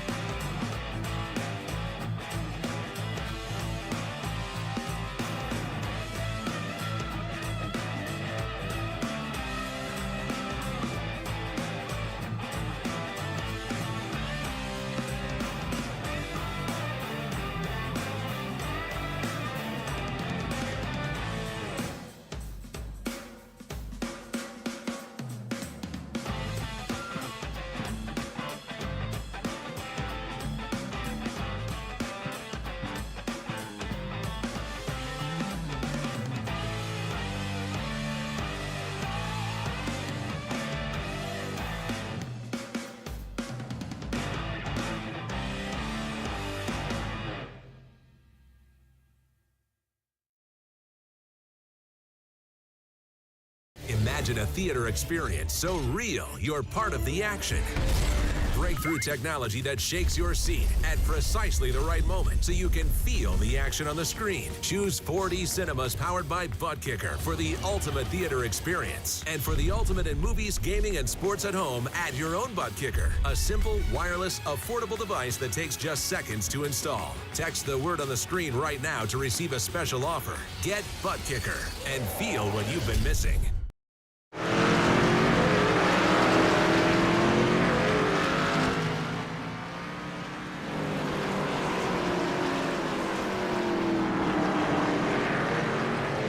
Welcome back to Charlotte Motor Speedway, where we have already put in 50 laps in the book, so just 18 to go now here in the Lot Cleaner Property Management and Maintenance Xfinity Series, live here on Sim Racing Media. Dave Regal in the Tony Trapasso Memorial Broadcast booth. Bennett Allen, your race leader.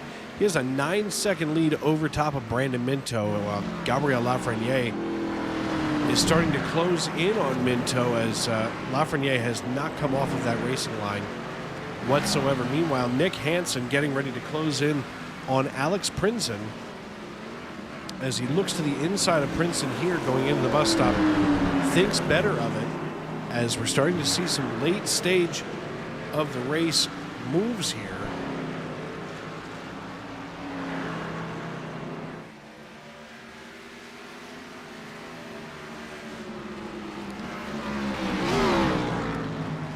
We're starting to see some of these drivers get themselves a little better position as we're going to watch Prinsen and Hansen work their way in through turns 1 and 2 now and into 3 and 4. We can see here on the drone cam above 3 and 4 just how close they're running together as they have Alexander Gangler in their sights.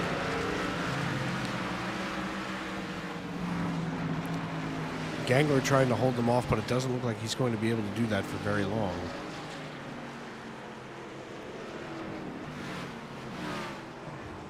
As they work their way out of... working their way out of the interior Roval. With 17 to go, this is kind of the formation that we're used to seeing here at Charlotte Motor Speedway. Maybe a little... a diamond missing its top point. As Prinsen now leads Hansen and Gangler through the bus stop. He says, "Follow me, boys. I'll show you how this is done." Lafreniere closing in on Bennett Allen at 11.82 seconds. We'll take a look at their time delta.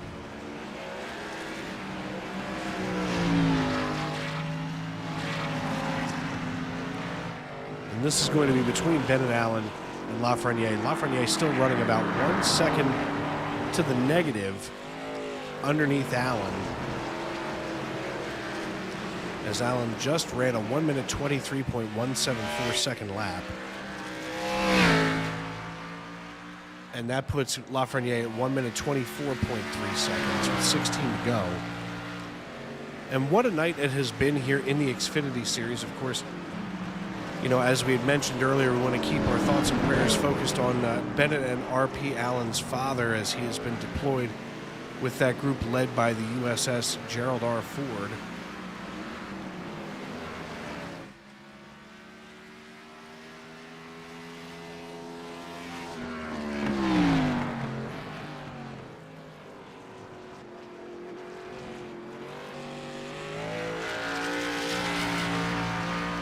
Also looking elsewhere on the national scene, looks like Nikki Haley, the governor of South Carolina, just a few miles below us here in South Carolina.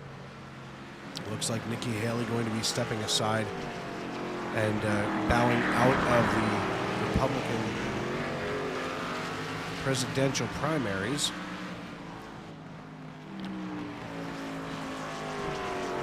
Meanwhile, with 12 minutes 39 seconds left in the third quarter, the Raiders lead the Packers 10-3 in a good old-fashioned matchup. The Philadelphia Phillies falling to the Atlanta Braves 5-4, and the Arizona Diamondbacks still leading the Los Angeles Dodgers over on TBS 3-0 at the end of the second inning. Of course, coming into tonight, Bennett Allen has a commanding lead here to see if he can be a repeat season champion. While Brandon Minto trailed him by just 21 points coming into this race tonight, Aaron Mack running in third position right now on our season standings. He's 47 points out of the lead.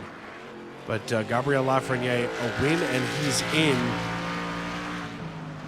to that round of 8. Of course, the round of 8 going to start next week at Las Vegas Motor Speedway, as I had mentioned earlier. And then the Contender Boats 300 at Homestead, Miami. Of course, I will not be available for that evening's race, as I will be with an envoy, if you will, of representatives from here at Sim Racing Media heading down to South Florida to go check out the race. We'll be catching the Trucks and Xfinity race, and of course the Cup race on Sunday. So it's going to be three races of fun in the sun there in the Sunshine State, as Bennett Allen rolls out of the interior Roval and now on to NASCAR 1 and 2. Looks like he's got Chris Claude in his sights.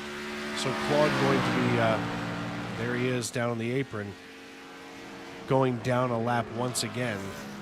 John Wilco would be next, as he's got about 30 seconds to Wilco, and I'm sure in these 14 laps he may even consider putting Wilco down, as Chris Claude has jumped the pits. We'll have to see what happened with Chris. See if we can see what happened with Chris Claude here. As Chris came out of that interior oval, it sounds like he had the old engine pop. So we'll get a chance here to talk to Chris Claude, Chief Cook and Bottle Washer of the SNN Cup Series, and all that is SNN here on Sim Racing Media. Hey, Chris, it's Dave up at the booth. You got me? Yeah, I do. Well, we just played back what happened with you there. It looks like the old number 10 just gave up the ghost coming out of NASCAR 1 and 2. Was that from your earlier accident there at Turn 1? Yeah, I was watching that last catch by Michael Harris and everything that was going on, and just totally forgot where I was at. And I didn't. I nosed it in. I nosed it into the heartbreak. I know you're going to cry a tear for me, but I didn't think that I did that much damage. But it was like 14 minutes when I pulled in the pits, and I was like, well, I can't wait to get this fixed. So I'll just have to get out there and hope that it. I knew the way that the RPM needle was working, and I was basically just staying in third gear the entire time. That it was pretty bad off. That I was hoping it would make it another 12 or 13 laps. So what you're saying is Michael Harris ended your evening. Michael Harris ended a couple of evenings tonight, unfortunately. Oh, I'm sorry. Why? Did something happen in Atlanta that I'm not aware of? Or? I don't know. I don't want to spoil anything for anybody. Oh, really? Yeah. It may be all over Sports Center, but well, I'm sure it's well at this point. The Phillies puked all over the ground there in hot Atlanta. Of course, right now the Diamondbacks leading the Dodgers 3-0 in the top of the third. And something that I feel like I could talk to you about. If you look at the playoff bracket right now in baseball, we truly do have, at least in the National League here in the senior circuit, a true East and West divisional playoff this year.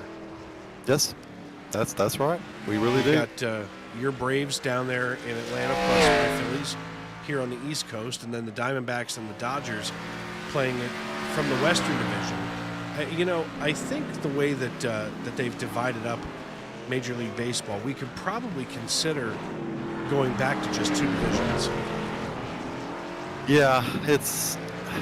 I mean, I know they want to expand the playoffs and everything, but I think they can still do that and still only have the two divisions. I'm fine with everything as it is. I even wouldn't be opposed to doing a little expansion and getting to 32 teams like the NFL, and of course that may even cause more divisions if they wind up doing that. I know that Nashville is one of the cities that's on the slate for getting an expansion team, so that would force me to to make a choice, and if I know what I would do, I would definitely support the local team. And the Braves would always be my secondary team, kind of like the Cowboys are in football, with the Titans as my primary team. Well, I've always thought that Nashville would be an interesting place for expansion to begin again. And, of course, I grew up during the expansion era, of course, born in 1988. So I was talking to some of the fans here earlier and just kind of trying to explain that once upon a time, we really did only have 2 divisions in baseball. And the wild card didn't exist once upon a time. I mean, things have changed so much. I mean, a lot of it is a business decision on the part of Major League Baseball.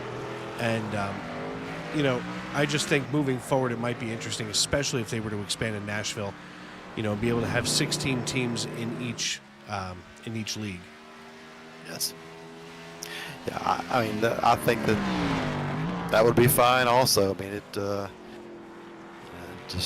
I just enjoy this time of year. It's such a long season, and I probably, just like you, will watch every single game. I may not get to watch the entire game every time, but I'll watch quite a bit of it, and it's such a fun time of year with everything else that's going on. Also, my favorite time of year by far. And with the Predator.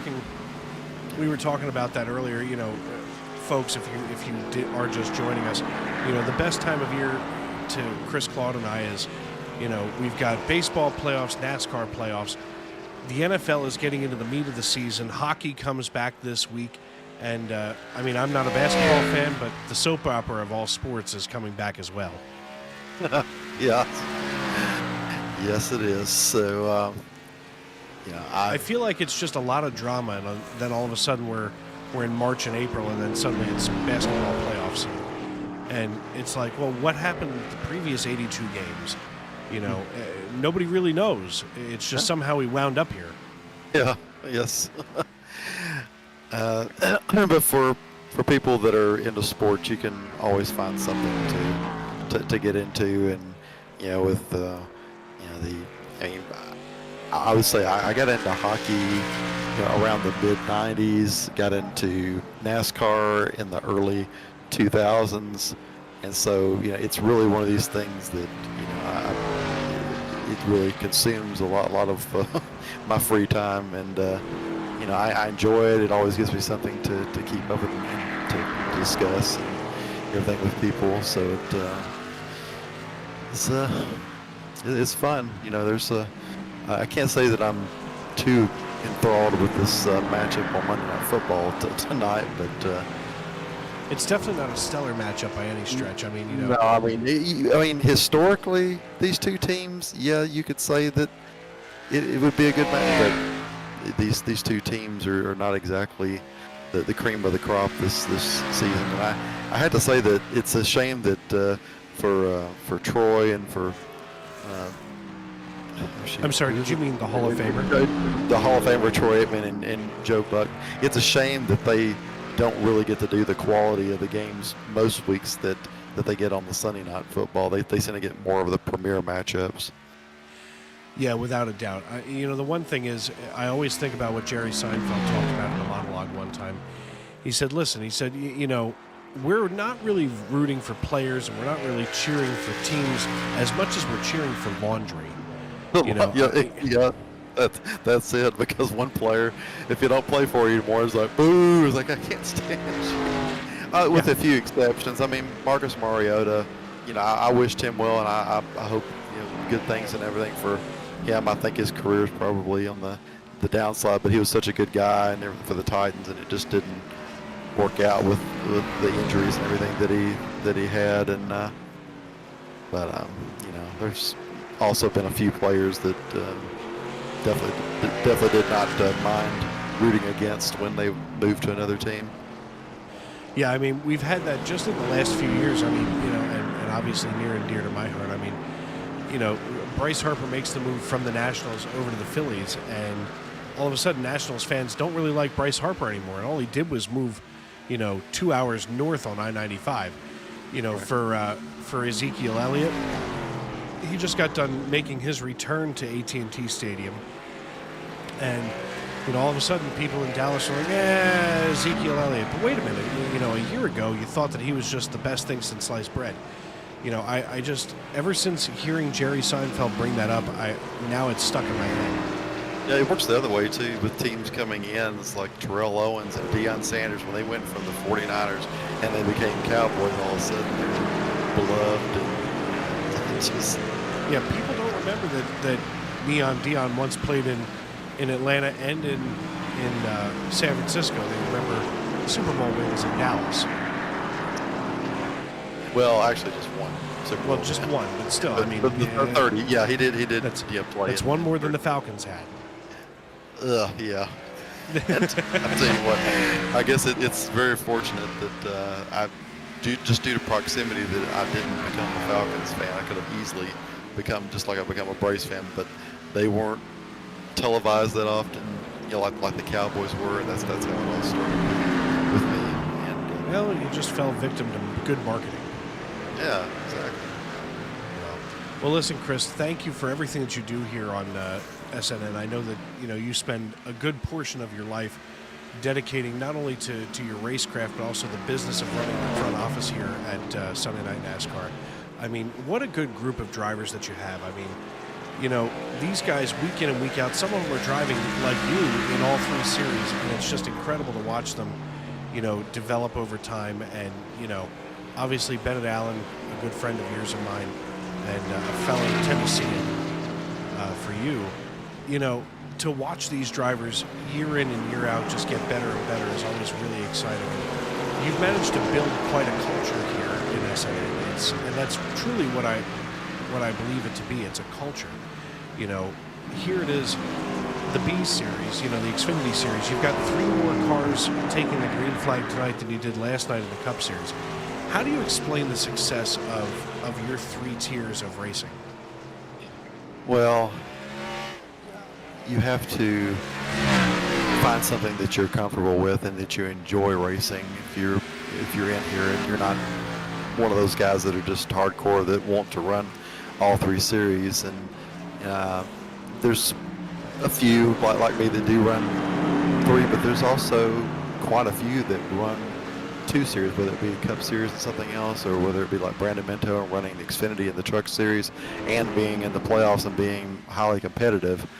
So that's even more impressive that you're able to have a chance at possibly winning 2 championships or in 2 different series. But we have the license levels, as we've discussed in the past, that are restrictions for certain people, and they may only be able to run that series or whatever they have the license for. And for others, it just happens to be, some people like the Xfinity car a lot better. I'm one of those people. I feel a lot more comfortable in the Cup car, and the Xfinity car is very difficult for me to handle, and so I don't usually perform as well. And I think everybody can agree that the trucks are probably the easiest of the 3 to be able to get a handle on, and that's why it requires the least license out of the 3. Not to say that it's easy, because everyone is more comfortable. It makes the competition, in the race a lot more competitive, because everybody can handle, and you don't have these runaways typically like you have in Cup and Xfinity. Well, and that's very true. And I mean, as we look through the season, I mean, it's been 29 weeks here in the Xfinity Series.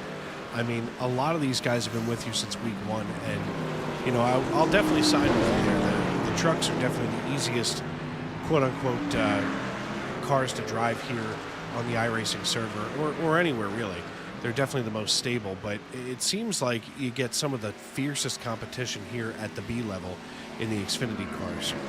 Yeah, and we should point out that when we say it's easy for people that have been doing iRacing for a while. For people that have never done this and just jump in, it is not easy at all. I remember when I first started doing it, I mean, it does take a certain skill set to be able to drive these things, because they are so realistic, and they're not easy to handle. There's a lot of wheel spin, there's a lot of throttle control that you have to do, and know when to brake, and how to counter steer, and all these different elements that you have to learn to master to be really good. So it definitely, the guys in real life and the guys here in the league make it look a lot easier to do with some of these moves that they're making than it really is.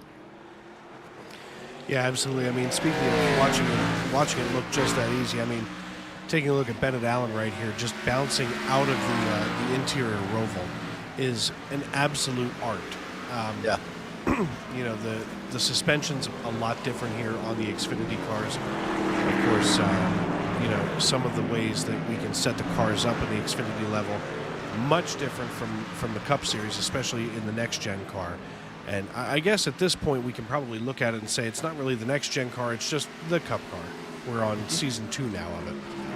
Right. Yeah, it is the Cup car, and you know I know it's still categorized as the next-gen car when we pull it in and everything, but yeah, I look at it as it's been long enough, and it's hopefully something that we can use for quite a while, and has some good things coming up, some interesting things on the broadcast for sure, with the introduction of rain, I think as early as when we begin racing next season, so that will add a new level of complexity to the races with whether or not to use the rain tires, and just the visual look, of those road course races. And I think it's road courses and short tracks that they allow the rain tires on, so that will be something different, and we'll have to see how soon we're able to bring it into the league. We want to make sure that something is stable before we roll it out, and make sure that try it out in a few races in iRacing, make sure there aren't any glitches or anything. But I certainly think that at some point you will see some races in the rain next season. Absolutely. Well, listen, I appreciate your time tonight. We've got 3 laps to go. The popsicle sticks are about to go in the air, so thank you for everything that you do, and we'll see you on the other side, brother. All right, go Braves, Dave.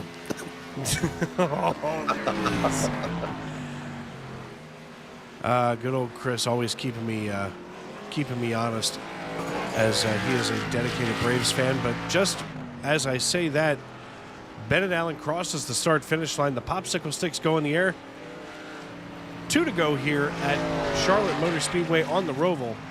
Here in the A Lot Cleaner Property Management and Maintenance Xfinity Series, Dave Regal with you in the Tony Trapasso Memorial Broadcast booth. Thank you, everybody, for coming along with us on this journey this evening, as just 6 cars left on the lead lap. Of course, the last time we checked, there were 10, but Bennett Allen has absolutely served lunch to every one of these drivers that he has passed tonight. And after starting a lap down from pit road and now coming out here, scraping that wall a little bit with the right rear fender, he's got this race wrapped up. He's got a 30-second lead over Brandon Minto, so barring any kind of catastrophe, it should be Allen, Minto, and Ball as Bennett bounces his way through that rear chicane one more time. We're observing greatness out of Bennett Allen. I mean, this young man out of Chattanooga, Tennessee, has absolutely dominated this race, once he got into that position. And I can't be more proud of the young man. As the popsicle sticks go down, Bennett Allen crosses the start-finish line, and we are racing back to checkers.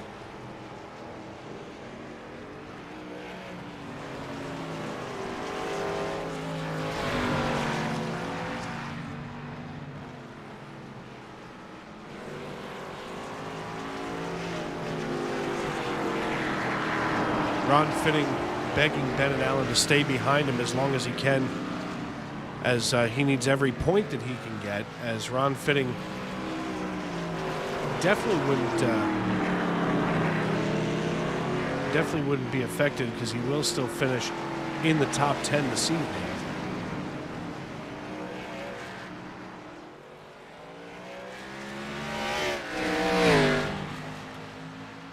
As the white flag has flown, it's going to be Allen, Minto, and Ball.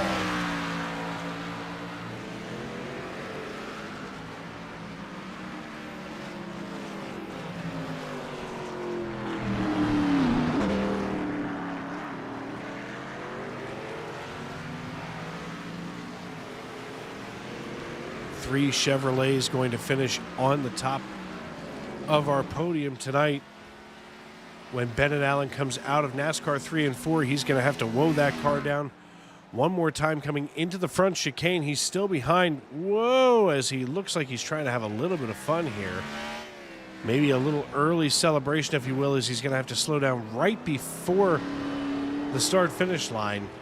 And Bennett Allen captures the checkered flag here at the Charlotte Roval, live on Sim Racing Media in the Monday Night NASCAR Xfinity Series, brought to you by A Lot Cleaner Property Management and Maintenance.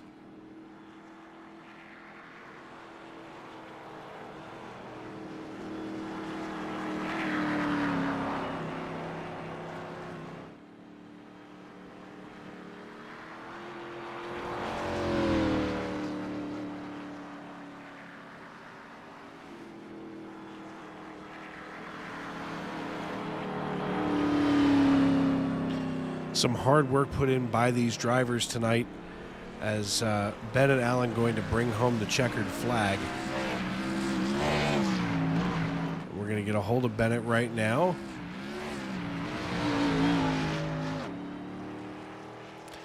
Hey, Bennett, it's Dave up in the booth. You got me? Yeah.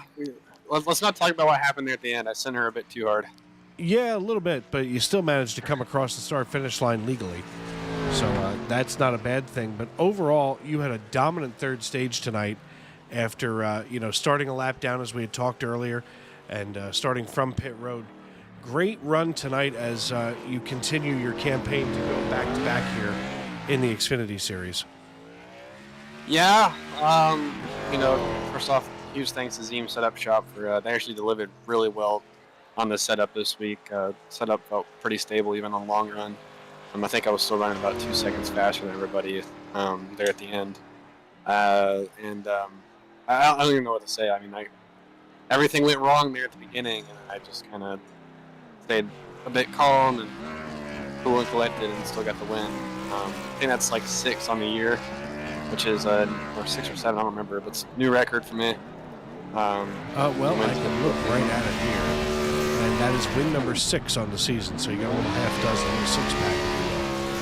Yeah, a couple races were, kind of handed to me, and that's kind of part of it. But just really thankful to be able to race like this. I like racing road courses, so I'm glad there's going to be 2 road courses in the playoffs next year. So, but yeah, nuts. So I was like expected to win, and I almost threw it away there at the end, but we got it done. You absolutely did. Now, as we look next week into Las Vegas, what are you thinking, now that obviously, your fate is sealed getting into that round of 8, so as it is. But, what are you thinking as we get ready to move into that next round of the playoffs? Next round has a lot of mile and a halves, which are probably my least favorite racetracks in iRacing. So we'll just have to manage at the best we can.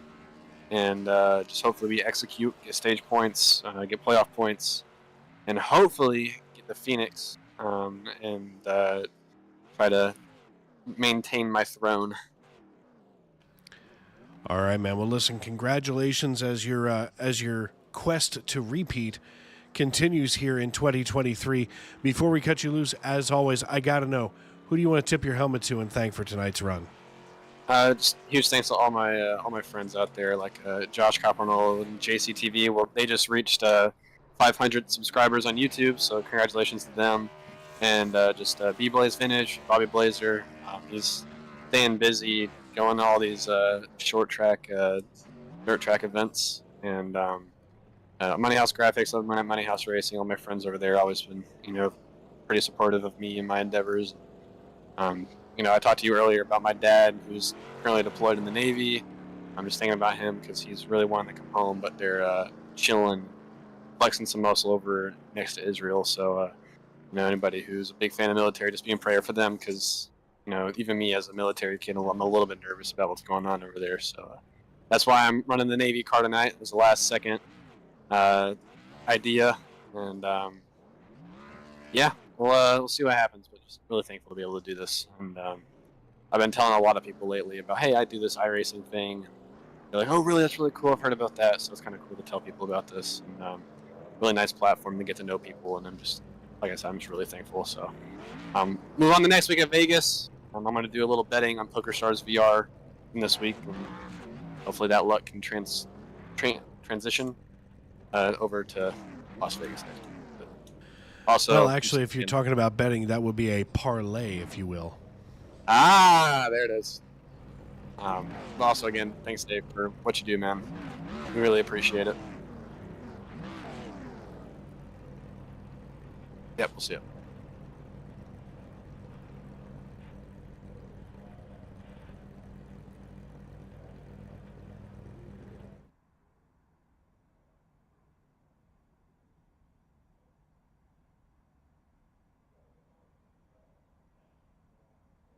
Hey, how's it going, Dave?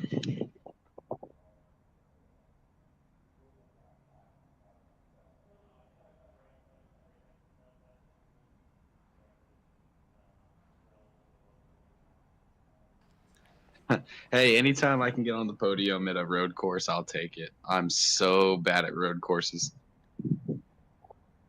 You know, the people who say that they're bad at a specific track or a specific style of track, I know, and I've said this 100 times in my career here, that it seems like you guys practice that much harder at tracks that you're not good at or at disciplines that you're not good at.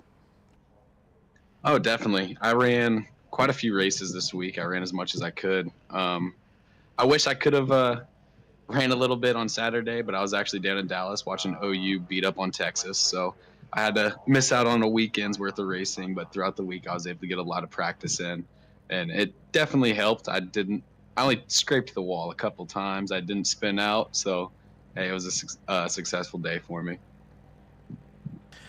Yeah, absolutely. Now, as we look ahead, of course, you know, every week we're always paying attention to what's next.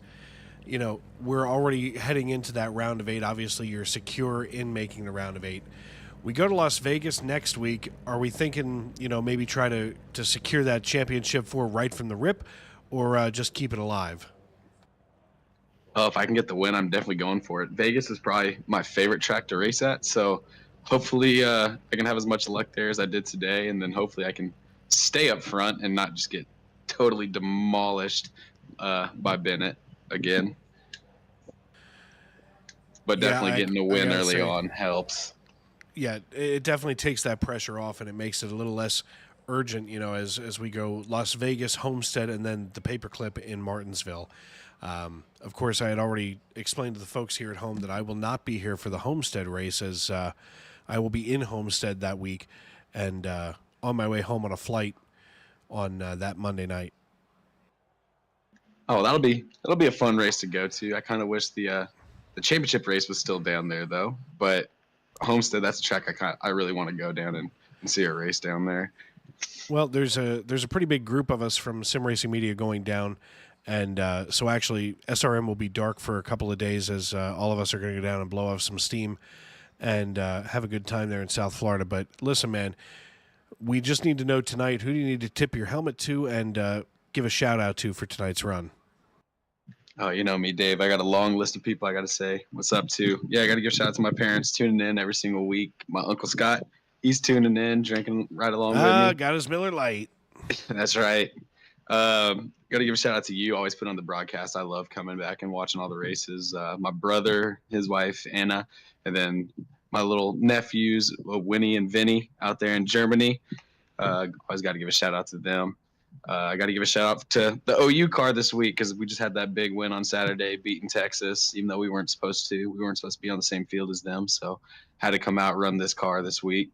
Got to give a shout out to Chris for putting on this league and sticking strong with it. And I love racing with these guys every single week. And then the last little shout out I'm going to give is another one of my sponsors is the Upside app with these crazy high gas prices. If you want to go ahead and save money on gas whenever you're filling up, or if you want to save money on groceries, download the Upside app and use the promo code Brandon5623344, and that'll get you an additional, I think it's 15 cents per gallon off your first tank of gas. Is. It and then I've been wanting ahead. to say this because I keep forgetting. As soon as I get out of the broadcast booth, the car was almost as fast as Xfinity 10G internet. Look at you. Little plug there for good old Xfinity. Got to give the shout out. I see the pros doing it every single week, so figured I'd try it out. My man, pots and pans. All right, brother.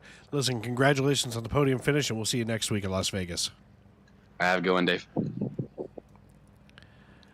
And last but certainly not least on our podium this evening, Mr. Ethan Ball driving the number 96 Chevrolet Camaro to a podium finish from Princeton, West Virginia. Hey, Ethan, it's Dave up in the booth. You got me? 10-4, Dave. I got you. Hey, man, listen, good strong run tonight. You gained 4 spots from where you qualified earlier on in the evening. Where did you come from tonight? That's a good question, because if you watch the first couple laps there, I got the nose bent up pretty bad, so I didn't think we were going to have anything for them. But then first stage cycled out, and I realized that we had decent pace, but we were not going to be able to keep up with Bennett once he got back on the lead lap, because he was just lights out. But we just kept hitting our marks, and everything just kind of fell into place over the course of the race. It was kind of chaotic there on the restarts, but once it settled out, you were just picking them off one at a time, and thankfully we got lucky with some guys ahead of us spinning out. We were able to capitalize and get a good day out of it. Absolutely. And I mean, as we go deeper here into the season, I mean, not a playoff driver, so, you kind of play a little bit of a spoiler. I mean, what's your mindset when you're racing as a non-playoff driver during the playoffs? Well, I mean, I think everybody wants to win no matter what the situation is, and you go into every race and you think, all right, this is a road course race, so maybe some of the playoff guys might not be competitive, and you see it as a chance to play spoiler. And yeah, I'm gonna give the purple spoilers some room, if they're catching up to being faster, but at the end of the day, you want to win the race, so you just try to hit your marks and not do anything too aggressive to get in anybody else's way. Without a doubt. I mean, statistically tonight you improve yourself to 4 top 5 wins, 8 top 10s, on the season, and that's just in those, what is that, 10 races. It's still something exciting to watch overall, on the season. So, getting ready to go to Las Vegas next week, how do you feel about going back to the intermediate length tracks and at least putting these road courses behind you? Yeah, well, Trent Curtis Racing, Mike McConville building setups for our team over here. He's done some great setups in the past on the 1.5 mile. So I'm sure he'll bring a rocket ship for us. So I feel like we have a chance to get another top 5 next weekend for sure, and hopefully before this thing ends this year, we can steal a win, and that'd be a great way to cap it off. Absolutely. Well, listen, before we cut you loose tonight, who do you need to tip your helmet to and shout out tonight? Well, obviously, shout out to my teammates over at Trent Curtis Racing, helping us out with setups and keeping us company during the races. And on my hood, I got lenders.com, LINDRS.com. Check that app out on the App Store if you ever want to rent a tool. If you have some tools laying around in your garage and you want to make some extra money, check out Lenders, and they will get you set up. So thanks for all those guys, and thank you guys for doing the broadcast, and condolences on your recent loss. Thank you, sir. We appreciate the kind words there, and listen, good luck the rest of the way here on the season, and hopefully we get a chance to talk some more. 10-4, appreciate it, Dave. Thank you. That, of course, the voice of the great Ethan Ball, driver of the number 96 Chevrolet Camaro. 3 bow ties finish on the podium this evening here at the Charlotte Roval, and it has been quite a race. 67 laps at blistering speed, and overall, these drivers just got it done without any question whatsoever, and never a doubt in my mind that they wouldn't put on a great show. And before we get out of here tonight, I want to take one last look at the final results. Of course, Bennett Allen brings home the checkered flag tonight in the number 15 B-Blaze Vintage JCTV Chevrolet Camaro. He's followed on the podium by Brandon Minto and Ethan Ball. Jeremiah Mullins finishes in 4th position, exactly where he had started. Alex Princeton finishing in 5th position after starting in 10th. Nick Hansen finishing in 6th. Finishing 7th, your biggest mover of the race, Alexander Gangler in the number 8 Toyota Supra, up 9 positions from where he had begun this race to finish in 7th.